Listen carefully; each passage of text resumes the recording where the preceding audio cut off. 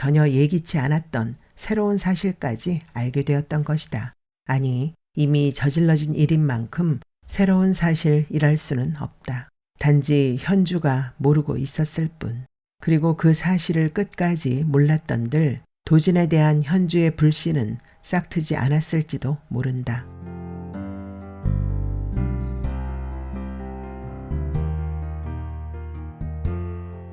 피안의 끝. 이해숙. 뜨거운 열기를 내뿜으며 타오르던 아궁이 속 불길이 서서히 사위어간다.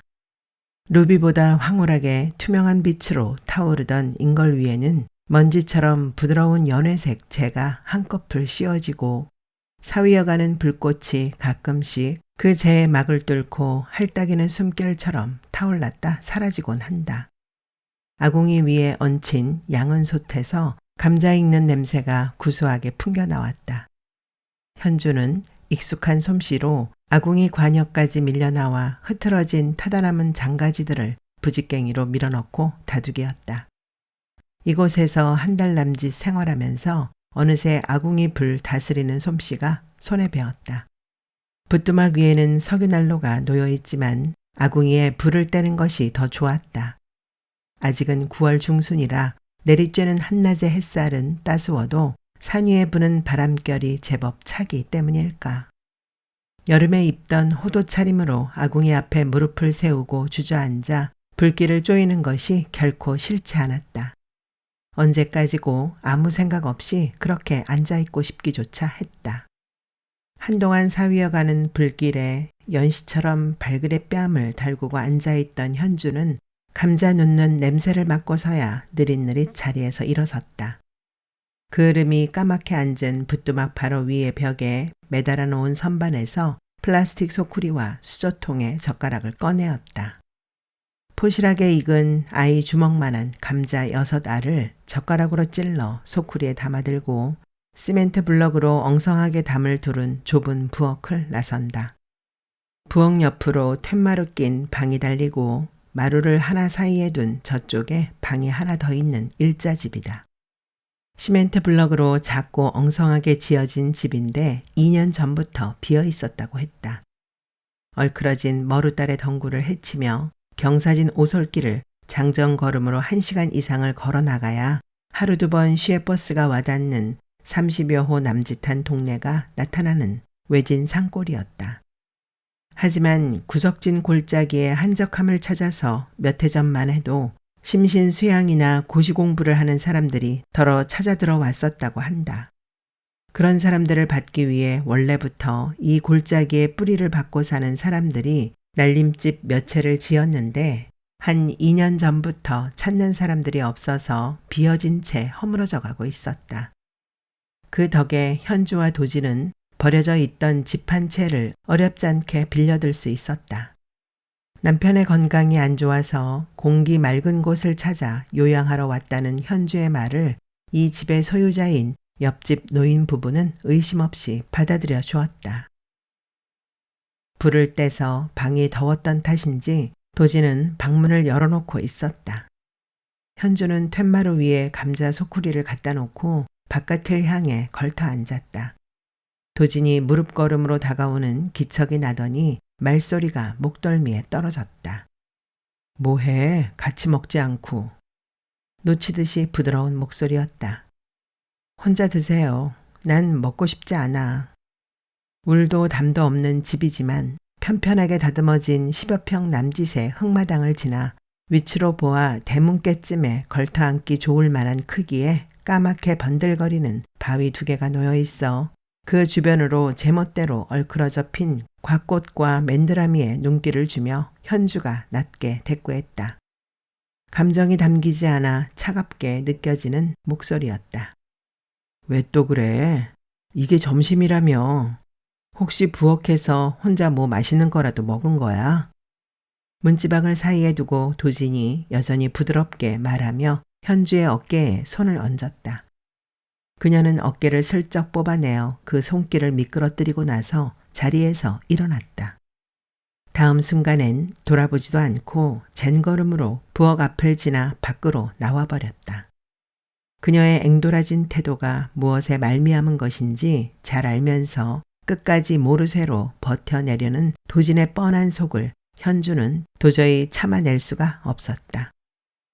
두 사람이 이곳으로 피신해 들어온 지 꼭 20날인 열흘 전에 현주는 처음으로 산을 내려가 시외버스 정류장까지 갔었다. 거기엔 동네 사람들을 고객으로 하는 슈퍼마켓과 정육점이 있었다. 동네가 그리 크진 않아도 들이 넓어 사는 형편들이 괜찮은지 슈퍼마켓엔 공장에서 생산되는 인스턴트 식품들과 생필품들이 제법 고루 갖추어져 있었다. 현주는 누군가가 당장 뒷꼭지를 덮칠 것 같은 조마조마함 속에서도 도진이 원하는 소주 몇 병과 담배, 그리고 라면이나 통조림 따위, 냉장고가 없어도 오래 보관이 가능한 식료품 몇 가지를 사고 정육점에서 쇠고기도 사서 산유의 집으로 돌아왔었다. 앞 가르마를 타서 얼굴 양옆을 가리며 어깨까지 늘어뜨렸던 머리카락을 제 손수 짧게 잘라 약간 지나치다 싶게 넓은 얼굴 윤곽을 통째로 다 드러내고 은행에 출근할 때와는 달리 화장기 없는 맨 얼굴에 콘택트 렌즈 대신 안경까지 쓴 그녀를 수상한 눈길로 보는 사람은 아무도 없었다. 그녀는 평소 유난히 얇은 입술에 신경을 써서 화장으로 도톰하게 보이게 만들곤 했던 터라 그런 결점마저 감추지 않은 그녀의 얼굴은 제 자신의 눈에조차 낯설어 보였었다. 사실은 그 정도의 변장이 가능했기에 도진도 일말의 불안감을 느끼면서도 그녀를 산 아래까지 내려보냈을 터였다. 그때까지는 주인집으로부터 쌀을 사고 그들이 인심 좋게 퍼주는 된장과 밭에서 뽑아주는 채소만으로 그럭저럭 끼니를 해결했었다. 그렇게 20알을 살다 보니 30년 이상씩을 도시의 기름진 입맛에 길들어온 그들은 육부치에 허기가 졌다. 도진은 술과 담배도 참기 힘들어했다. 그들이 세상에서 자취를 감춘 뒤 추적의 기세는 어느 정도나 숙여졌는지도 궁금하기 짝이 없었다. 처음엔 주인집 노인을 이용할까 생각도 했었다. 담배라도 한 상자 사주면서 심부름을 시켜볼까 싶었지만 워낙 세상과는 담을 쌓고 산속에서만 사는 늙은 내외였다.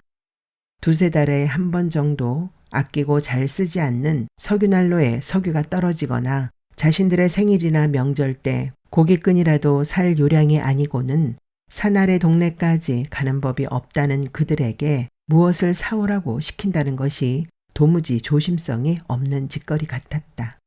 더구나 신문까지.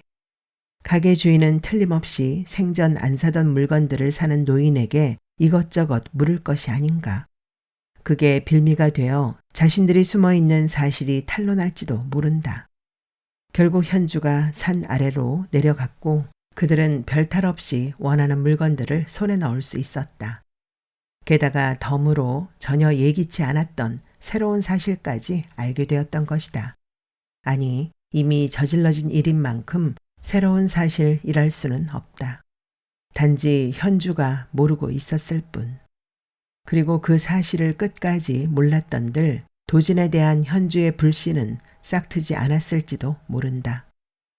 집 주변엔 콩과 옥수수 그리고 감자, 무, 배추 따위 고냉지 채소들이 심겨진 밭이 삥 둘러 있었다. 모두가 집주인인 노인 내외가 젊어서부터 개간해 일군 것들이라고 했다. 현주는 채소밭 두둑에 탐스러운 수염을 내린 옥수수들을 아이처럼 업고 한 줄로 서 있는 옥수수대와 키재기라도 할 것처럼 팔짱을 끼고 우두커니 섰다. 자그마한 체구의 허리에 고무줄이 넣어진 통치마와 엉덩이까지 내려오는 헐렁한 반팔 티셔츠를 입고 넙대대한 얼굴에 검은 테의 안경을 쓴 그 여자는 꼭 헝겊으로 만든 못난이 인형처럼 보인다.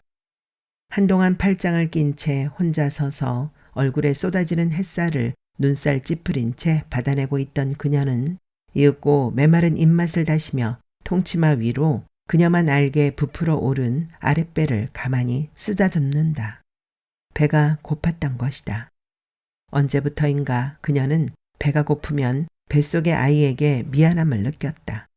그리고 그 작은 생명이 그녀의 뱃속에서 제비새끼처럼 작은 입을 내두르며 배고픔을 하소연하는 모습을 눈앞에 떠올리는 것이었다. 석 달인가 넉 달 전부터 그녀의 몸속에 자리 잡은 그 조그만 생명을 그녀는 보지 않아도 느낄 수가 있었다.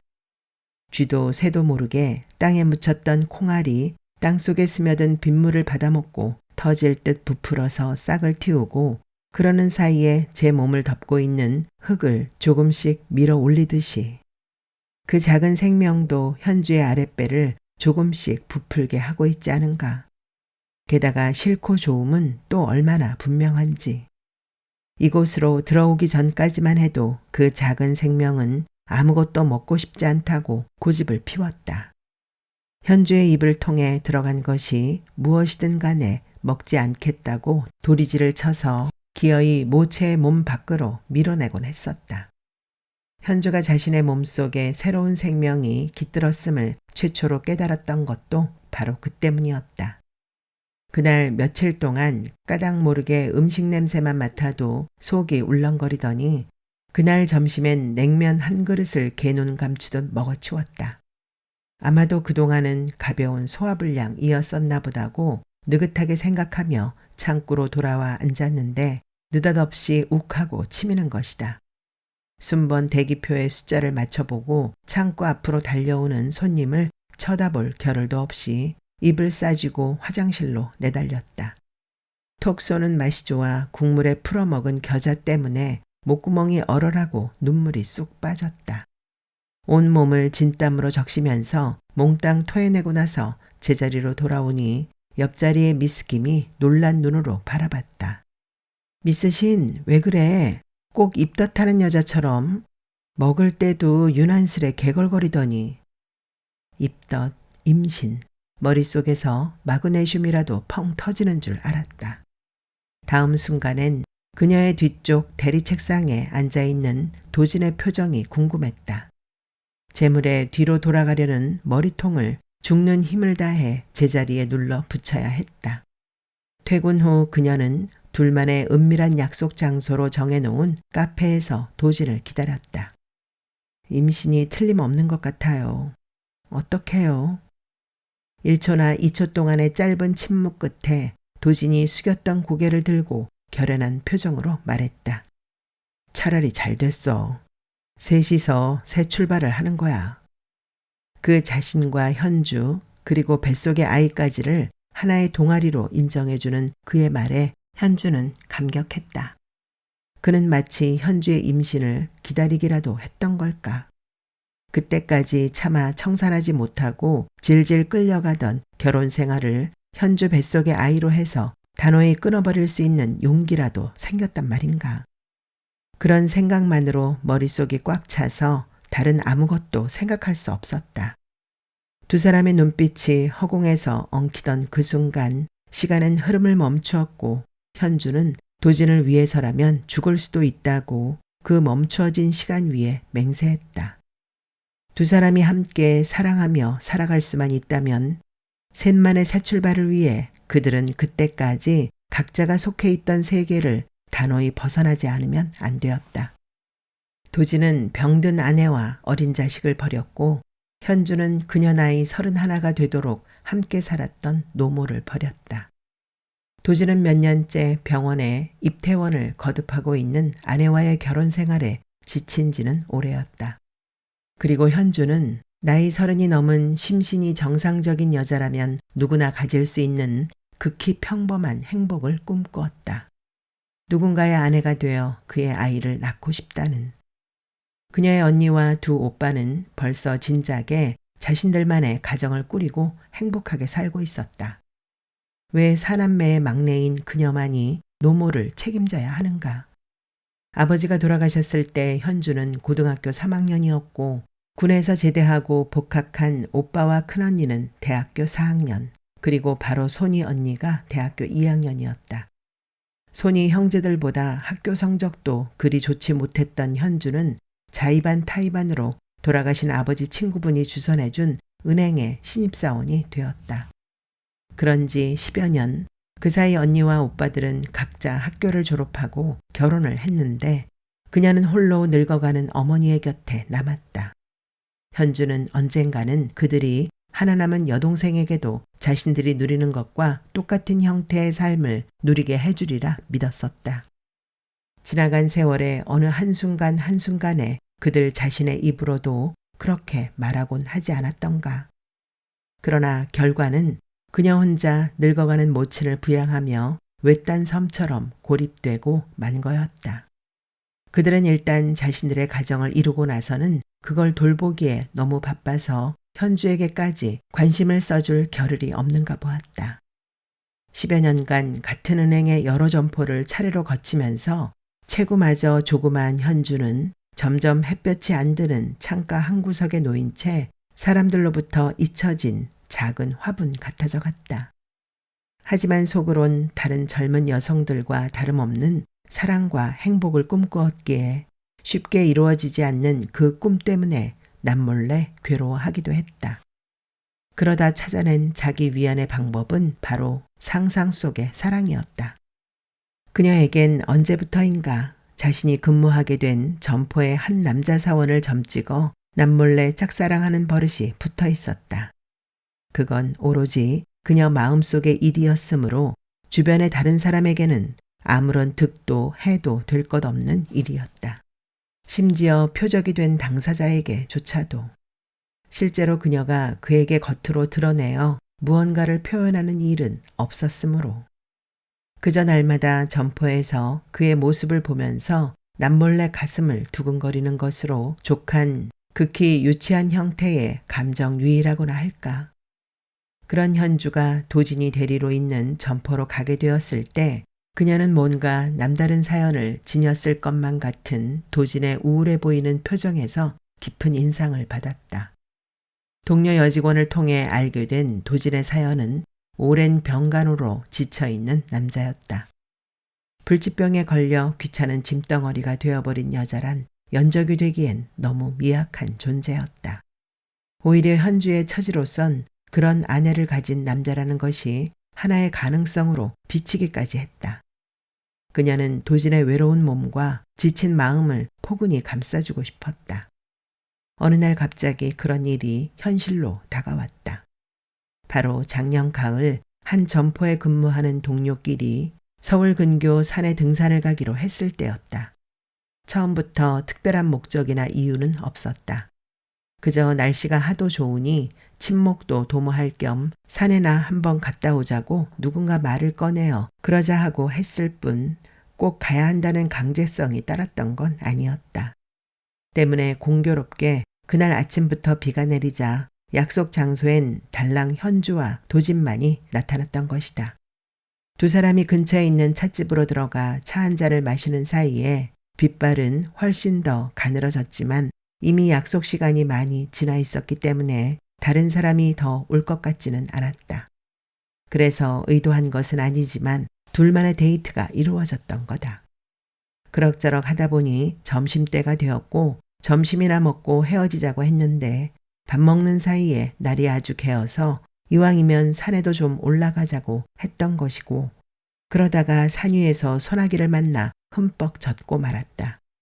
그때 어디 가서 젖은 옷이라도 좀 말리고 가자는 제의를 도진이 했다. 현주는 아무 생각 없이 고개를 끄덕였다. 도진은 무슨 산장 이름이 붙은 숙박업소로 현주를 데리고 갔다.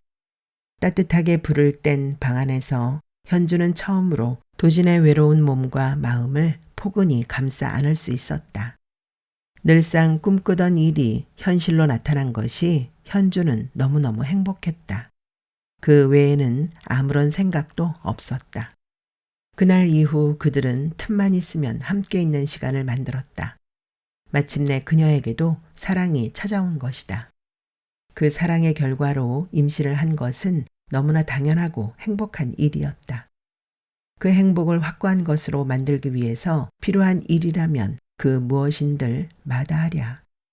그들은 은행의 전산망을 조작해서 당좌 수표와 어음을 자기 앞 수표로 결제하는 방법으로 불과 한 달이 못 되는 사이에 1억 원을 빼돌렸다.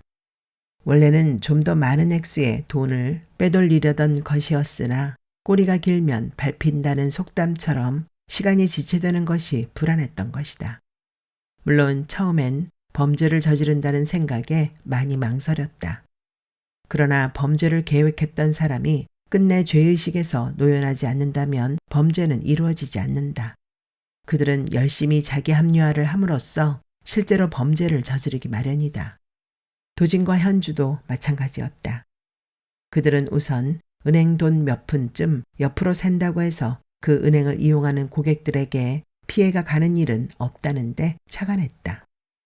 그리고 은행의 총 자산에 견주어 볼 때 그들이 빼내려는 돈은 진짜 푼돈에 불과하다는 것.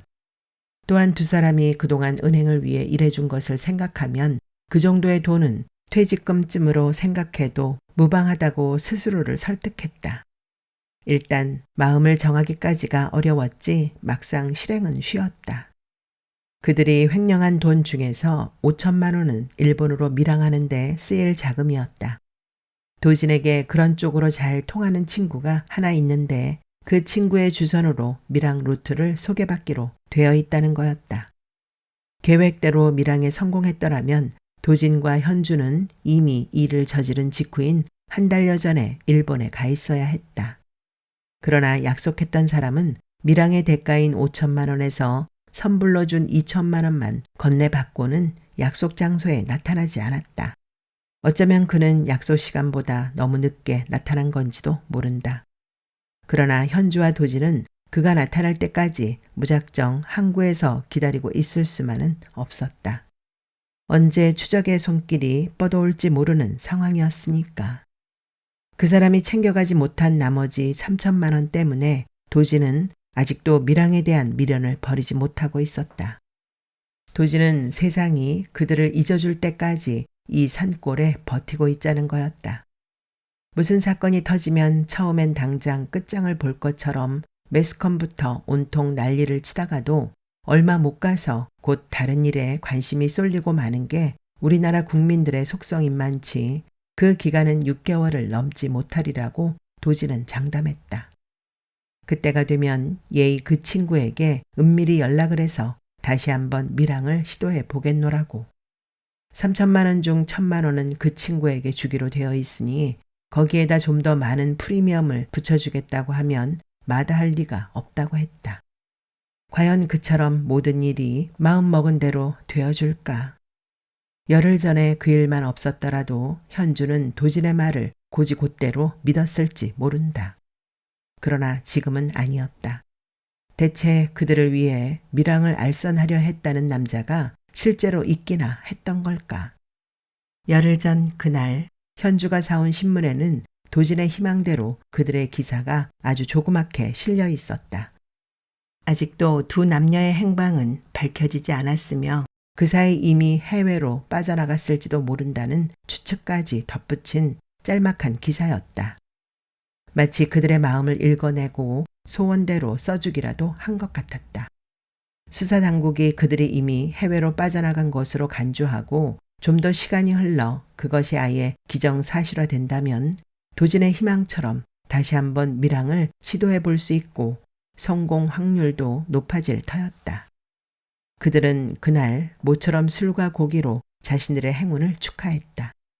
그리고 술에 취해 잠든 도진의 곁에서 현주는 심심풀이 삼아 정육점에서 고기를 싸주면서 겉봉지에 비닐 속 봉지 위를 한 번 더 싸준 묵은 신문지를 펼쳐보았던 것이다. 그 신문은 그들이 범행을 저지르고 도피한 며칠 후에 꺼였다. 거기엔 현주와 도진의 범행 수법과 은행의 피해 액수가 나와 있었는데 거기서 현주는 제 눈을 의심했다. 그 액수가 현주가 알고 있는 1억 원보다 5천만 원이 더 많은 1억 5천만 원이었다. 게다가 새로운 사실이 밝혀져 있었다. 즉 도진의 장인 명의로 되어 있는 예금 통장에 최근에 5천만 원이 한꺼번에 입금되어 있는데 여러 가지 정황으로 보아 사위인 도진이 입금시킨 것이 틀림없으리란 거였다. 현주는 한순간 온몸에 피돌기가 멈춘 것처럼 손끝 발끝이 빳빳해지는 느낌이었다. 다음 순간엔 무엇에 쓰인 사람처럼 자리에서 벌떡 일어나 한쪽 벽 밑에 나란히 붙여놓고 그 위를 보자기처럼 생긴 랩스커트로 씌워놓은 4개의 트렁크를 하나씩 끌어내 열어보았다. 그들은 낮에는 그 트렁크 위에 이불을 쌓아두고 지냈던 것이다. 그 트렁크들에는 현주가 새로 알게 된 5천만 원은 그만두고라도 도진의 친구를 통해 두 사람을 밀항시켜줄 사람에게 선금으로 준 2천만 원을 뺀 나머지 8천만 원의 대부분이 돈 뭉치로 여러 개로 나뉘어 옷갈피마다 들어있어야 했다. 그러나 돈이 들어있는 것은 현주의 옷가지가 든 2개의 트렁크뿐이었다. 그리고 그 액수는 불과 100만 원짜리 한화 67다발에 불과했다. 밀항을 알선해준 사람에게 나중에 건네기로 했다는 3천만 원은 물론 일본에 가서 생활 기반을 잡는 데 쓰기 위해 미리 바꾸었다는 엔화 뭉치도 옷솔기 하나하나를 이잡듯 뒤져보았건만 끝내 나오지 않았다. 그 돈들은 다 어디로 갔단 말인가. 머리통 전체가 원심 불릭이라도 된 것처럼 눈앞이 팽팽 돌았다. 한순간은 아무 생각도 떠오르지 않았다. 설마 그 많은 돈을, 그들의 생명줄과도 같은 돈을 어디에 잃어버리기라도 했단 말인가. 현주는 정신을 가다듬기 위해 눈을 질끈 감고 입술을 깨물었다. 4개의 트렁크는 항상 그들 2사람의 곁에 있었고 그들은 한순간도 그 트렁크들에게서 눈을 뗀 적이 없었다. 아니다. 꼭 한번 그중 2개가 잠시 동안 현주의 시야에서 사라진 적이 있었다. 비디오의 녹화 테이프를 역탐색하듯이 현주는 기억을 뒤로 돌렸다. 그랬다. 거기 트렁크 2개가 현주의 시야에서 사라지는 장면이 보였다. 그건 바로 도진과 함께 항구에서 밀항을 주선해준 도진의 친구를 기다릴 때였다. 방파제 근처 원양어선이 실어준 고기들을 저장하는 거대한 냉동 창고가 있는 곳이었다. 밤늦은 시간이라 주변에 인적이 끊긴 그런 곳에서 도진은 자신이 먼저 친구를 만난 다음에 부르겠다며 현주를 창고의 한 모퉁이에 잠깐 서 있으라고 하고는 트렁크 2개를 양손에 들고 냉동 창고의 긴 벽을 돌아갔었다. 그 뒤쪽에서 친구를 만나기로 했다는 거였다. 피가 쫄아붙는 것처럼 초조한 순간이 얼마나 흘렀을까. 어쩌면 30분쯤이었던 것도 같고 어쩌면 1시간을 넘었을 것도 같은 한동안이 지나고 도진이 저만큼 나타나서 작은 기척을 내어 현주를 불렀다. 다가간 현주에게 도진은 그때 막 친구가 왔다면서 함께 방파제 끝으로 갔다. 셋이서 방파제 끝에 서 있으면 2사람을 태우고 갈 배가 나타날 거라고 했다. 그 말대로 방파제 끝에서 한참을 기다렸으나 배는 좀채 나타나지 않았다. 마침내 수평선 위로 시커멓게 하늘이 점차 잿빛을 띠기 시작했다. 다른 사람들 눈에 띄면 안 되는 그들이었기에 날이 밝을 때까지 그곳에서 기다리고 있을 수는 없었다. 속으로 은근히 우려하던 일이 현실이 되어 나타났던 것이다. 낭패감과 당혹감을 걷잡을 수 없는 채로 일단 그곳을 뜨지 않으면 안 되었다. 어쩌면 남들 눈에 수상하게 보이지 않고 항구를 벗어나 이 산골로 숨어들 수 있었다는 것만으로도 행운으로 여겨야 할지 모르겠다. 어쨌건 현주 모르게 사라진 돈은 도진이 친구와 단둘이 만나고 있을 때 그 친구에게 주었다고 밖에는 생각할 수 없었다. 어쩌면 현주 모르게 그들 둘만이 새로운 계획을 세워놓고 있는 것은 아닐까. 게다가 그는 현주와 공모하여 은행에서 빼돌린 돈의 액수마저 속였다. 나중엔 그들을 바다 건너까지 태워갈 배가 정말 있었는지조차도 의심스러워졌다. 만일 그런 배가 정말 있어서 도진의 말대로 훗날을 기억할 수 있다면 밀항이 성공했을 때 치러야 할 잔금이 3천만 원은 한국 돈으로건 일본 돈으로건 남아있어야 하지 않겠는가. 머릿속이 옥신거릴 정도로 생각에 생각을 거듭한 끝에 현주는 일단 트렁크들을 본래대로 해놓고 도진을 흔들어 깨웠다. 귀찮다는 듯 충혈된 눈을 개슴츠레하게 뜬 도진의 코앞에 묵은 신문 쪼가리를 들이밀었다. 도진 씨, 이거 뭐예요? 여기 신문기사에 보니까 우리가 은행에서 빼낸 돈이 1억 5천이라고 되어 있어요.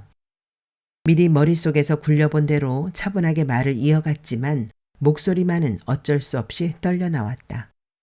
현주의 그 말 한마디로 도진은 술이 확 깨는 모양이었다. 벌떡 일어나 앉으며 현주의 손에서 신문지를 빼앗아 갔다.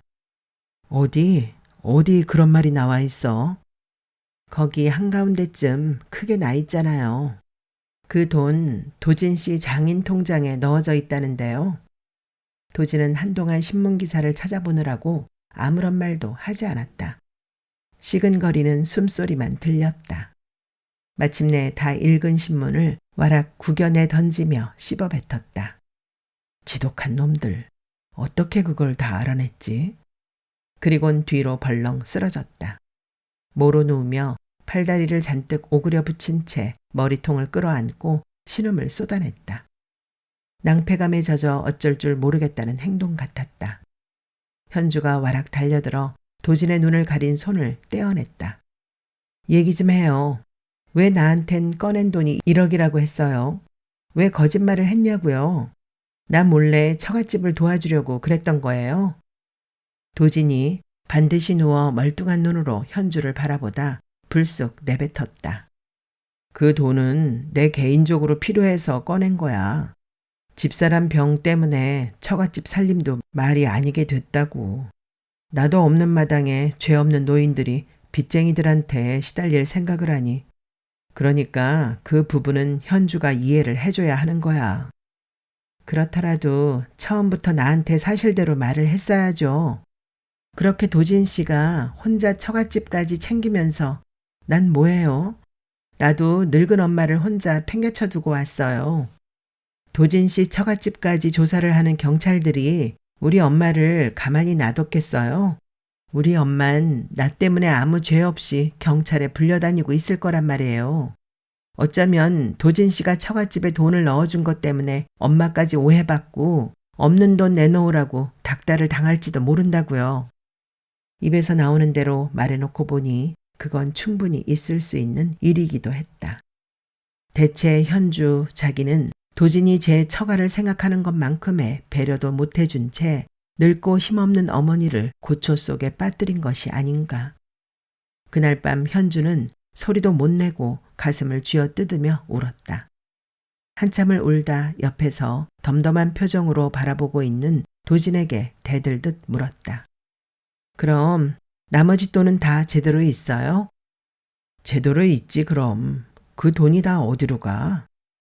반사적으로 대꾸하다 말고 문득 도진의 눈빛이 긴장하며 트렁크 있는 쪽을 힐끗거렸다. 현주가 쏜살같이 그쪽으로 가서 하나를 잡아당겼다. 어디 한번 확인해 봐요. 도진이 황급히 그러는 현주의 손을 잡았다. 가만 좀 있어 봐. 사실은 나머지 돈 중에서 얼마쯤은 친구한테 맡겼어. 얼마를? 왜요? 현주의 추궁은 날카로웠다. 도진이 아직 술이 덜 깨서 어리벙벙하다는 신용으로 현주의 손을 잡고 눈을 감은 채 고개를 설레설레 흔들더니 마침내 눈을 뜨고 시물시물 웃었다. 우리 순둥이 공주님이 오늘따라 왜 이렇게 무섭게 굴지? 내가 설마 그 돈을 나 혼자 살자고 어디로 빼돌렸겠어? 다 우리 두 사람이 앞으로 살아갈 궁리까지 해서 좋은 방향으로 처리를 해놓았지. 거짓말. 누굴 바본 줄 알아요? 우리 둘이 앞으로 살아가는 데 쓸 목적으로 엔화로 바꾼 돈들이에요. 그러면 우리가 갖고 있어야지 무슨 처리를 또 해요. 그리고 일본 가서 잔금으로 줄 3천만 원은 어디에 있어요? 지금 저 안에 남아있는 돈은 1,000만 원도 안 돼요. 나머지 돈은 다 어쨌어요? 처음부터 친구하고 둘이 짰던 거죠? 날 이용해서 돈을 빼내고 적당한 때에 날 떼어버리곤 친구하고 둘이 나눠 갖기로. 그래서 그 항구에서 친구하고 단둘이 만났을 때 돈을 다 빼돌린 거라고요. 그렇게 소리치는 현주의 눈앞에 항구에서 본 도진의 친구 소유인 번들거리는 승용차가 어른거렸다. 그 차 안에 돈다발을 싣고 간 것이다. 그날 도진의 친구는 제 승용차로 도진과 현주를 아직 어둠발이 채 가시지 않은 기차역까지 태워다주고 사라졌었다. 그때 그 차에 도진이 준 돈다발들이 실려 함께 사라졌을 것이다. 틀림없이. 아니야. 그건 아니야. 절대 그런 게 아니야. 도진이 현주의 손을 틀어쥔 채 눈까지 질끈 감고 격렬하게 고개를 가로저었다. 아니라면 돈을 어디로 다 빼돌렸는지 사실대로 말해요. 제발 그것만은 묻지 말아줘. 어쨌든 우리 둘은 여기 이렇게 함께 있잖아. 도진이 애원하는 눈길로 현주를 바라보다 말고 갑자기 성난 표정을 지으며 잡고 있던 그녀의 손을 뿌리쳤다. 좋아. 맘대로 생각해. 내가 널 이용했다고? 서로 사랑해서 그 사랑에 인생을 걸었다는 우리 사이에 고작 그 정도의 믿음밖엔 없는 거니?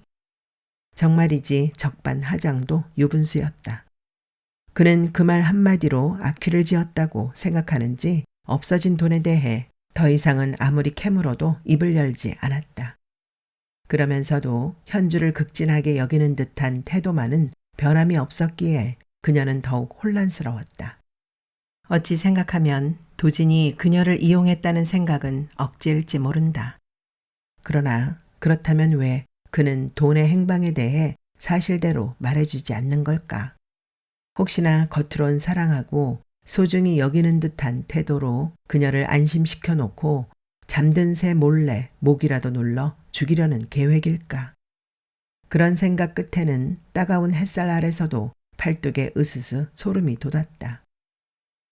생각에 생각을 거듭하며 그 여자는 옥수수대 밑에 하염없이 서 있었다. 이윽고 그런 자신을 깨닫고 밧뚝을 내려섰다.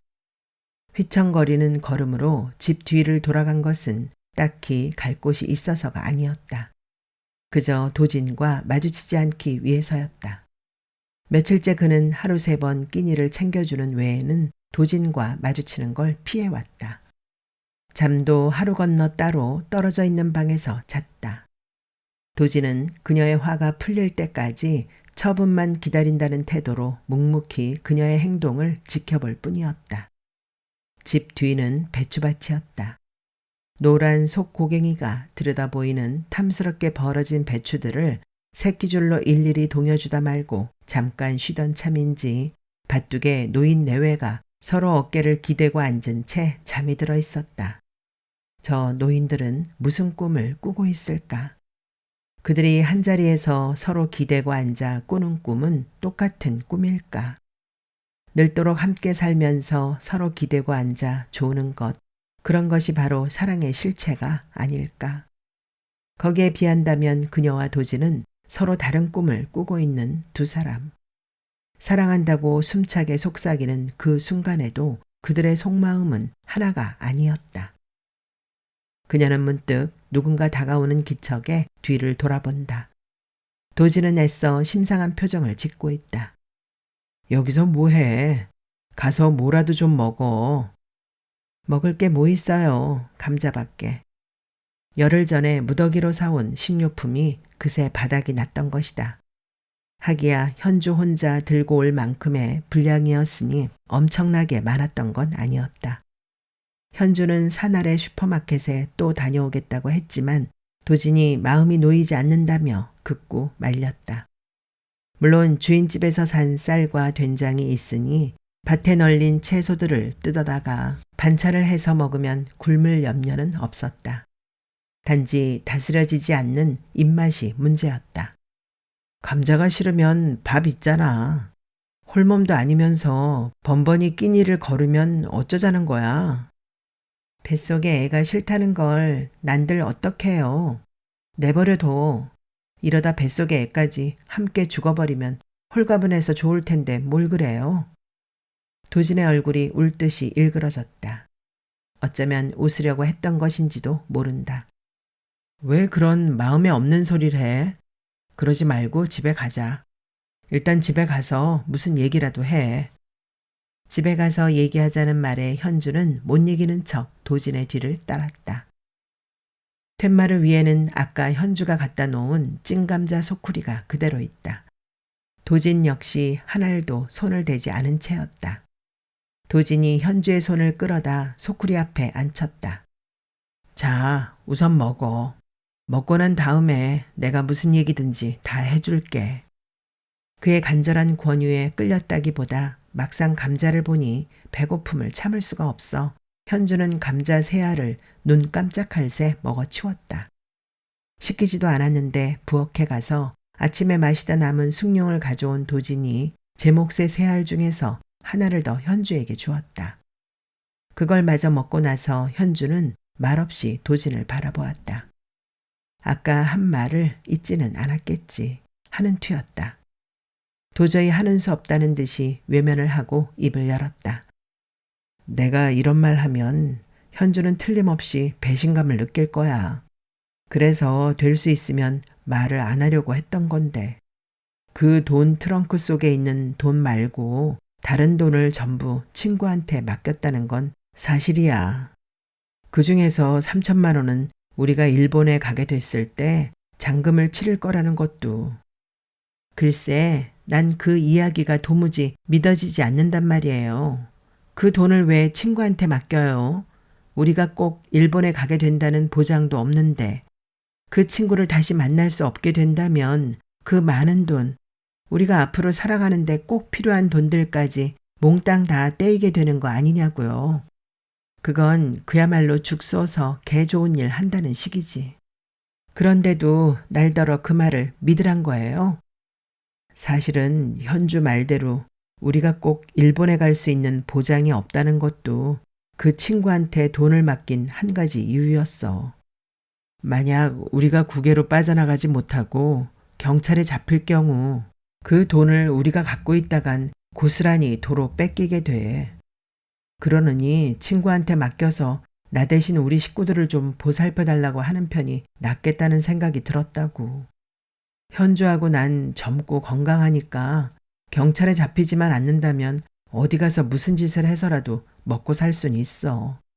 하지만 집사람하고 아이들은 내가 돌봐주지 않으면 살아갈 수가 없어. 그렇게까지 가족이 소중했다면 나한테 한눈은 왜 팔았어요? 아니, 어쩌면 은행에서 사고를 친 것도 나 때문이라고 생각하고 있는 건 아니에요. 못된 여자의 유혹에 걸려서. 도진을 노려보는 현주의 두 볼에 푸들푸들 경련이 일었다. 도진이 괴롭다는 듯 한숨을 푹 쉬고 나서 피곤한 눈빛으로 현주를 바라보았다. 현주와의 새 출발을 꿈꾼 건 진심이었어. 그때 난 병든 아내의 치닥거리에 너무나 지쳐 있었거든. 어떤 대가를 치르고서라도 다시 한번 사람답게 살아보고 싶었어. 하지만 막상 그걸 실천에 옮기고 나니까 가장으로서의 도리랄지 의무 같은 것이 또 내 앞을 막아서더라고. 그들은 나 외에는 믿고 의지할 데가 없어. 마찬가지로 현주를 만나기 전까지는 나한테도 식구들이 이 세상에서 가장 소중한 존재였다는 사실을 이해해 주길 바래. 하지만 지금 나와 함께 있는 건 그들이 아니라 현주라고. 그 사실 하나만으로 날 용서해 줄 수 없을까? 의혹은 풀렸다. 그러나 현주의 마음은 조금도 가벼워지지 않았다. 가족은 도진에게만 있는 게 아니었다. 현주에게도 그녀 하나만을 의지하고 사는 어머니가 있었다. 결혼해서 따로 사는 자식들이 있다지만 현주를 가장 큰 마음의 의지로 삼고 있던 어머니였다. 현주는 그런 어머니를 버렸지만 도진은 끝까지 자신의 가족을 감싸는 것이다. 현주에겐 도진과의 사랑이 인생의 전부였지만 도진에게 있어 현주는 그게 아니었던 것이다. 그럴 줄 알았으면 자신 역시 되든 안 되든 어머니 앞으로 돈이라도 남길 것을. 현주에게는 이런 반구에 언질도 없이 자신의 가족은 물론 처가까지 골고루 신경을 쓰고 배려를 한 도진이 가증스러운 그만큼 스스로의 바보스러움이 쥐어받고 싶게 미웠다. 현주는 아픈 다리를 끌고 간신히 슈퍼마켓 앞으로 다가갔다. 열흘 전에 왔을 땐 훨씬 가벼운 발걸음이었는데 며칠 사이 끼니를 제대로 찾아 먹지 않아서인지 그 사이 조금이라도 더 몸이 무거워진 탓인지 그다지 더운 날씨도 아니련만 진땀으로 목덜미가 다 끈적거렸다. 어제 돈의 행방에 대해 실토한 도진은 오늘 현주가 산을 내려가겠다는 걸 굳이 막지 않았다. 일종의 자포자기한 심정에서였는지 술도 좀 사오라고 했다. 그녀는 아침을 먹고 나서 곧바로 집을 떠났던 거다. 열흘 전이나 비슷하게 인스턴트 식품들과 술, 담배, 그리고 그녀 자신을 위한 주전부리감들을 사들고 슈퍼마켓을 나선 그녀의 눈에 바로 맞은편에 중국집 간판이 스쳤다. 그녀는 그 간판에 끌리기라도 한 것처럼 저도 모르게 길을 건너 중국집 안으로 들어섰다. 점심시간이 아직 일러서 식당 안엔 아무도 없었다. 그녀는 체크무늬 비닐 상보가 덮인 식탁 대여섯 개 중 아무거나 하나를 차지하고 앉으며 짜장면과 탕수육을 주문했다. 주방에서 부산하게 도마지라는 소리가 나더니 한참 만에 기름에 뭘 집어넣는 튀기는 소리, 지글지글 볶는 소리 따위가 울려 퍼졌다. 그런 소리들을 흐뭇하게 들으면서 그녀는 마침 옆 식탁 위에 펼쳐져 있는 신문을 집어당겼다. 어제 날짜 신문이었다. 안 그래도 돌아가는 길에 시외버스 정류장 가판대에 있는 신문을 사가지고 갈 생각이었다. 사회면부터 펼치는 손길이 알게 모르게 떨렸다. 그러나 신문엔 그녀나 도진의 이름이 언뜻 눈에 띄지 않았다. 조금은 느긋해진 심정으로 이번엔 좀 더 자세히 지면을 훑었지만 여전했다. 어느새 그들이 저지른 사건은 세인의 기억 속에서 사라져 간 것일까? 그렇다면 얼마나 좋을까? 속으로 생각하면서 내친김에 신문 한 부를 대강 훑어보았을 때 그녀가 시킨 음식들이 식탁 위에 놓여졌다. 그녀는 짜장면을 밥으로 탕수육을 반찬으로 삼아 이쪽 저쪽 허기지게 젓가락을 놀렸다. 그야말로 꿀맛 같은 음식 맛이 어떤 것인지 실감을 하면서 긴 국수발을 젓가락에 감아 허공에 들어올리고 그 끄트머리부터 입에 넣으려고 고개를 젖히다가 그녀는 멈칫했다. 언뜻 낯익은 얼굴이 눈에 띄었던 거다. 바로 정면 벽에 붙어있는 신문지 반장만한 전단이었다. 거기 인쇄되어 그녀를 내려다보고 있는 두 얼굴이 바로 도진과 그녀 자신이란 걸 알아보는 순간 현주는 저도 모르게 고개를 탁 꺾었다. 목구멍에 미쳐 밀어넣지 못한 면발이 접시 위에 떨어졌다. 도저히 전단을 다시 살펴볼 용기가 나지 않았지만 그녀는 잠시 마음을 가다듬은 뒤에 다시 한번 국수발을 말아들고 고개를 뒤로 젖혔다. 국수를 입에 넣으면서 전단을 곁눈질했다. 틀림없었다. 게다가 그녀의 평상시 얼굴 옆엔 안경을 쓴 얼굴까지 추측해서 그려놓았다. 안경을 쓴 얼굴은 헤어스타일까지 중단발로 바뀌어져 있었지만 평소 화장으로 키워놓은 얇은 입술은 그냥 도톰한 채였다. 게다가 얼굴 양옆을 가린 긴 머리를 단순히 길이만 짧게 잘라놓은 것으로는 지나치게 넓적한 얼굴 윤곽이 제대로 드러나 있지 않았다. 그보다는 그 밑에 쓰여진 두어 줄의 글이 그녀를 경악하게 만들었다. 위 자들은 자신이 근무하던 은행에서 거액을 횡령하고 도주하여 수배 중인 자들로서 보신 분들의 제보를 바람. 그동안의 수사 결과 부산을 중심으로 한 도서지방이나 산간에 도피해 있을 가능성이 있음. 그녀는 시킨 음식을 반도 못 먹고 자리에서 일어섰다. 목구멍이 꽉 막히는 느낌이어서 도저히 더 먹을 수가 없었다. 입구 쪽으로 가서 계산을 하려니 주인 여자가 의아한 눈빛으로 빤히 바라보며 물었다. 왜 일껏 음식을 시켜놓고 반도 못 먹고 일어서십니까? 맛이 없어 예? 아니 저 배가 불러서. 그라모 집에 가서 나중에 묵구로 싸드릴까 예? 그러고 보니 이 근방에선 안 보던 아지매네. 어디 먼 데서 이 동네 사는 친척이라도 찾아오셨습니까? 아니요. 괜찮아요. 그냥 갈게요. 되는 대로 대꾸하고 거스름돈을 제대로 헤아려 보지도 않은 채 페인트를 칠한 유리문을 밀고 나왔다. 마침 밖에서 식당 안으로 들어오던 두 남자가 유심히 그녀의 아래 위를 훑어보았다. 그들의 시선이 예리한 면도날이 되어 얼굴 가죽을 베고 지나가는 것 같았다. 식당 앞을 떠나 몇 발자국 옮기지 않았을 때 등 뒤에서 벼락치듯 유리문이 열리는 소리가 났다. 이어서 식당 여자의 부르는 소리. 보이소, 아지매요. 현주는 그 자리에 발이 붙어 떨어지질 않았다. 고개까지 빳빳해져서 돌아볼 수도 없었다. 어느 틈에 가까이 온 식당 여자가 현주의 앞에 묵직해 보이는 비닐봉지 2개를 내밀었다. 이거 아지매 거 맞지 얘? 아지매 앉았던 자리에 떨어져 있대 얘. 맞아요. 고마워요. 이래서 죄짓고는 못 산다는 것인가. 그녀는 기어들어가는 목소리로 간신히 처사를 하고 비닐봉지들을 넘겨받았다. 땀이 머릿속에서부터 턱 끝까지 주르르 흘러내리는 것이 느껴졌다. 다시 돌아서 걷기 시작한 현주의 뒷모습을 식당 여자가 오래도록 지켜보고 있었지만 막상 현주 자신은 알지 못했다. 그녀는 허위단심에 산길을 뛰어 올라갔다. 빨리 집에 돌아가서 목전까지 다다른 추적의 기밀을 알리지 않으면 안 되었다. 비록 오늘은 슈퍼마켓이나 중국집의 주인들이 그녀를 알아본 것 같지 않지만 전단의 사진에서 그녀의 얼굴을 유추해낼 날이 언제일지 모르는 일이었다.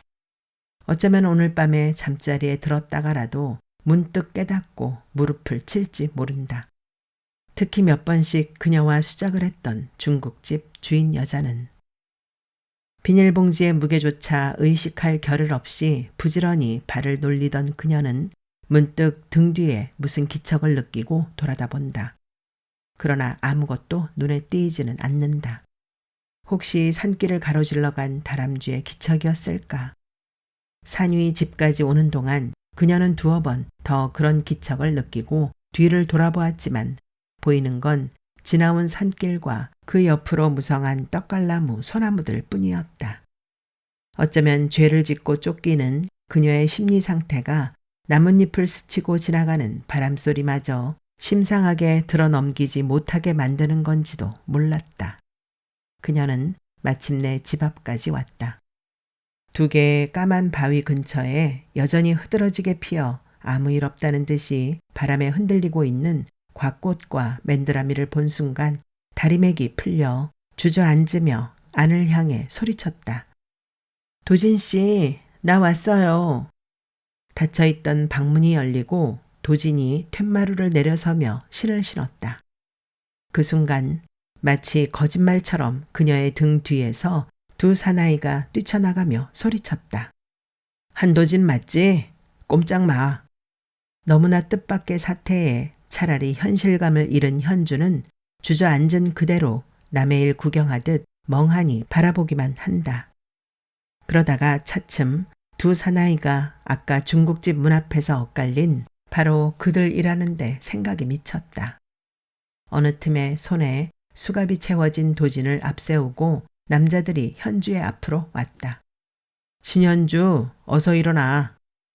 도진의 아득한 눈빛이 꿈을 대며 일어나는 현주를 내려다본다. 그 눈빛이 무언가를 묻고 있다고 느낀 순간 현주가 울상을 지으며 중얼거린다. 아니에요. 내가 데려온 게 아니야. 난 정말 이 사람들이 내 뒤를 밟고 있는 줄 몰랐어요. 그러나 도진은 어느새 담담해진 눈빛을 돌려 사나이들 쪽을 바라보며 들릴 듯 말 듯 묻는 것이다. 혹시 저희 집 식구들 소식을 좀 알 수 없을까요? 그 사이 애들 엄마가 죽진 않았습니까? 건장한 체격의 거무튀튀한 남자는 아예 못 들은 척 말이 없고 몸피가 홀쭉한 깐깐하게 생긴 남자가 도끼 눈을 뜨고 노려보다 불쑥 내뱉었다. 왜? 그 사이 마누라가 죽기를 바랬나? 미안하지만 그 집에 초상났단 말은 못 들었는걸. 도진이 고개를 푹 숙이며 중얼거렸다. 하나님 감사합니다.